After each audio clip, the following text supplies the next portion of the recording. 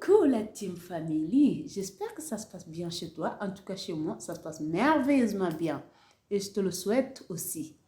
Dans cette vidéo, j'aimerais bien partager avec toi une petite histoire que j'ai assistée hier dans le tram entre deux jeunes petites étudiantes. L'un, il disait à sa copine qu'elle aimerait bien s'inscrire en salle de sport. En gros, elle le disait que, ouais, moi, la semaine prochaine, j'aimerais bien m'inscrire en salle. Car je trouve quand même que cette année, on a des cours intenses et puis sport, c'est bien, ça dynamise, ça booste et tout. Sa copine lui répond, c'est combien par mois? Et l'autre répond, c'est 20 € par mois et puis tu as le droit d'y aller tous les jours. Mais c'est juste que moi, je veux garder juste 3 jours par semaine, le week-end plus le mercredi. Sa copine lui répond, moi, j'ai pas de 20 € à jeter par la fenêtre. L'autre lui répond encore, non, c'est pas de l'argent jeté par la fenêtre. Je trouve que sport, c'est bien. Et puis, ça dynamise. Et puis, mentalement. Et puis, c'est bien mentalement. Et l'autre répond, ouais, de toute façon, moi, j'ai pas besoin de faire sport. Hein. Nous, dans notre famille, sport ou pas sport, on est déjà obèse. Donc, c'est héréditaire. Donc, je vois pas l'intérêt de faire sport. Sa copine lui répond, non, c'est même pas une question de poids ou pas poids. C'est juste que sport, ça dynamise. Et puis moi, je sais que ça fait 6 mois, je l'ai pas fait, mais ça, je vois l'effet que ça m'a apporté en fait. L'autre lui répond, écoute, tu fais comme tu veux, en tout cas, compte pas sur moi. Et sa copine termine la phrase en lui disant, ouais, moi, ce qui me fait hésiter, en fait, c'est de s'inscrire et surtout de ne pas y aller. Tu entends? C'est qu'à la fin de sa dernière phrase, elle dit, ouais, moi, ce qui me fait hésiter, c'est de s'inscrire et de ne pas y aller. Moi, le point de vue que j'aimerais bien donner là-dessus, encore une fois, en tout cas, ça m'a amené à réfléchir après l'impact que les gens qui nous entourent ont quand même sur nous. Encore une fois, je le répète, je sais que je l'ai déjà dit sur ma vidéo de mardi, mais ça m'a amené encore à réfléchir là-dessus parce que la jeune fille, au départ, son idée, elle était enthousiasme, elle était motivée pour s'inscrire en salle.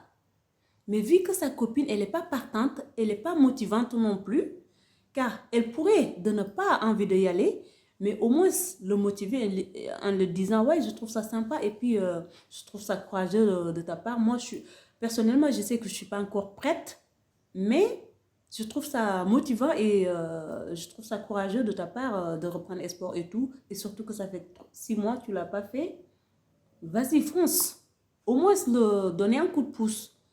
Mais le problème avec ces genres de personnes, c'est pas l'idée de juger personne, mais c'est juste que le problème avec ces genres de personnes qui créent des excuses parfaites en se cachant derrière, c'est que ces genres de personnes, ils ne te poussent pas pour aller de l'avant. Car s'ils te poussent pour y aller de l'avant, tu leur rappelles leur manque de courage. Car à un moment donné, s'ils te laissent avancer sur tes objectifs et sur tes envies, tu seras obligé de leur laisser derrière. Et quand tu le laisses derrière, ça leur rappelle leur faiblesse et leur manque de courage. Et vu qu'ils ne veulent pas se culpabiliser, ni encore de voir leur faiblesse et leur manque de courage, donc ils vont essayer de te retenir en fait dans le même stade qu'eux.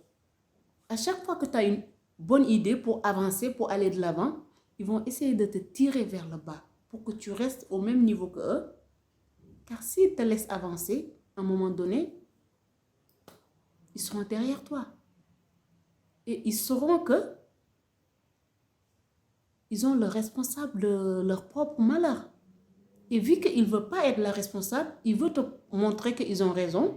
Donc, à chaque fois que tu leur proposes une idée qui est motivante, qui peut te permettre d'aller de l'avant, ils vont essayer de te tirer en fait. D'où l'intérêt que je disais sur ma vidéo de mardi, de bien cerner les gens qui rentrent dans notre vie. Car il y a des gens, tu ne peux pas t'allier avec eux et aller de l'avant comme tu veux. Mais dans la vie, tout a un prix. Pour avoir une bonne santé physique, ça a un prix. Pour avoir une bonne santé mentale, ça a un prix. Pour être droit dans ses bottes, aussi ça a un prix. La question c'est est-ce qu'on est prêt à payer le prix? Mais il faut savoir que dans la vie, tout est une question de choix. Tout est une question de choix. Pourquoi? Car si tu choisis de ne pas entretenir ton corps, si tu choisis de ne pas entretenir ton bien-être, c'est un choix, mais sache qu'il y a un prix à payer aussi. Le prix à payer, c'est d'être malheureux dans ta peau, d'être malheureux mentalement et d'être malheureux physiquement. C'est ça le prix à payer. Mais tu vas avoir le confort qui va avec aussi, hein, car tu peux gaufrer tout ce qui traverse ta bouche, tu peux l'avaler. Tu peux rester tranquille sur ton canapé, face Netflix, ou face réseaux sociaux, ou face tout ce que tu veux, sans bouger, sans fournir aucun effort. Mais il y a un prix à payer derrière. Le prix à payer, c'est d'être mal dans sa peau. Mais c'est un choix. C'est un choix aussi qu'on peut respecter si une personne le choisit. Mais ce qui est certain, ce que je veux te dire dans tout ça, c'est que si tu choisis ou tu décides d'aller de l'avant, entoure-toi avec des gens qui veulent changer leur vie. Entoure-toi avec des gens qui sont prêts à améliorer leur vie. Car si tu te entoures avec des gens qui ne sont pas prêts, non seulement ils ne vont pas t'encourager, mais ils ont essayé de te retenir au même niveau qu'eux. Mais une physique adéquate à ton désir a un prix à payer. Pour avoir une bonne physique, il y a un prix à payer. Pour avoir une bonne santé, il y a un prix à payer. Le prix à payer, c'est de fournir des efforts pour obtenir le poids idéal que tu veux. Le prix à payer, c'est d'avoir un régime alimentaire pour obtenir la santé que tu veux.